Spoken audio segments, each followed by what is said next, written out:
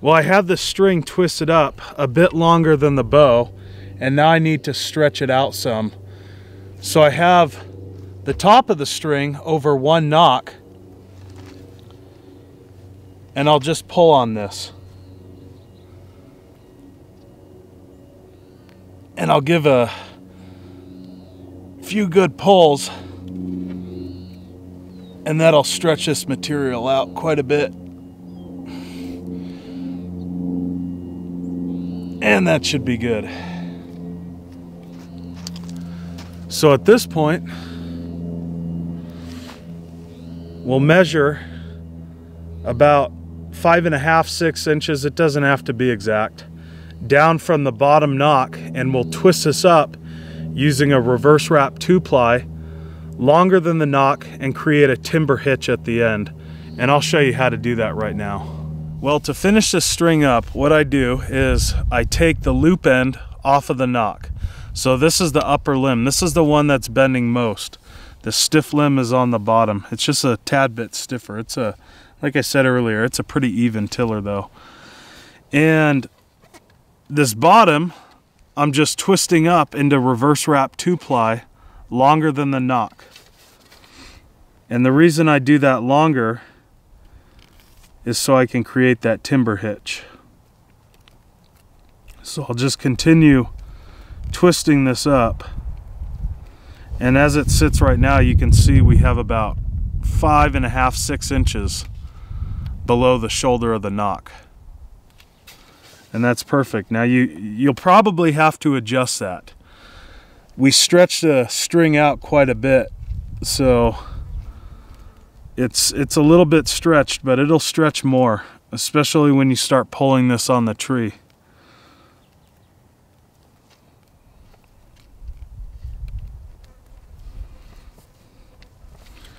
And we'll go a few more twists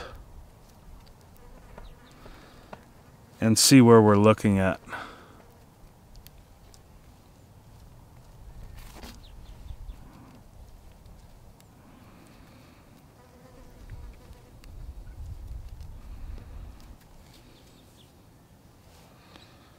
All right, so I'll just take this and I'll make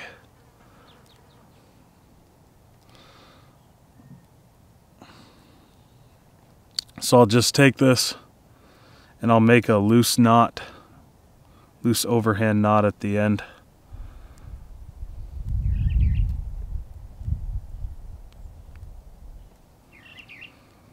And we'll see if we can't get a timber hitch tied in. All right.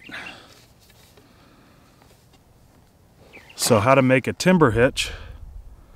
I make a loop, and I feed the string around 3 times. You want to loop it around 3 times because fast flight doesn't bind down as tight as B50, and it'll start to slip. And one more, and we have plenty, so I can trim those tag ends. I can do that later though.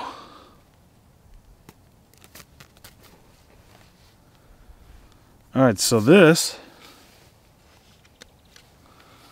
will come around the nock, and we just pull it tight.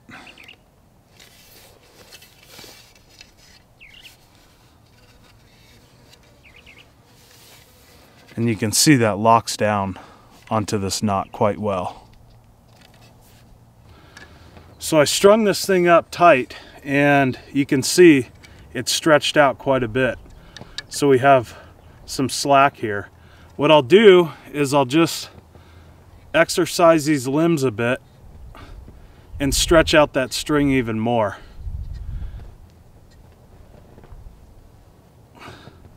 So this bow is still really stiff. You can see that the limbs are definitely working, and it's beyond a floor tiller, but it's probably about 65, 70 pounds, which is pretty heavy. So the string, loosened up even more, and we'll continue to exercise it, and then I'll string it up to a low brace, and that should do the trick.